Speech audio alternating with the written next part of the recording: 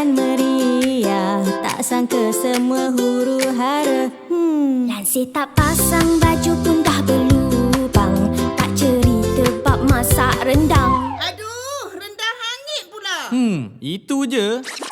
Melah dengar cerita pasal aku, raya aku jadi haru biru. Kenapa Mai mercun teretek rumah awekku. Alamak. Hai, beginilah nasib aku. Niat nak sambut raya dengan meriah, tak sangka huru hara jadinya. Apa terjadi tanpa sengaja? Minta maaf Sebab apa? buat dosa. Lah ya. Marilah kita berdamai sahaja. Tiba. Raya-raya selamat hari raya kami ucapkan kepada semua. Raya-raya kita bersaudara, ampun dan maafkan sesama kita. Janganlah lupa pada yang tiada, hargailah masa kita bersama. Kita semua insan biasa. Asyik mengata, Ke mana? Maaf raya. jangan diulang kesilapan lama.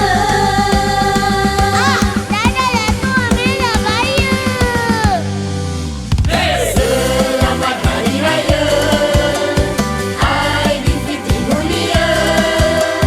Marilah kita bersama menyambut Hari Raya. Selamat Hari Raya bersamping warga jingga.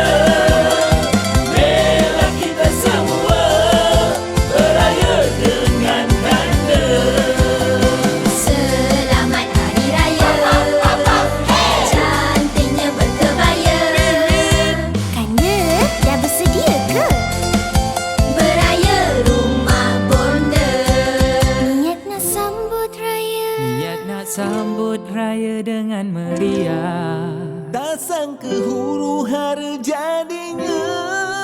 Masa dah suntuk, make up bercapuk. Asyik mengutuk, Nak menyibuk. janji duit raya ku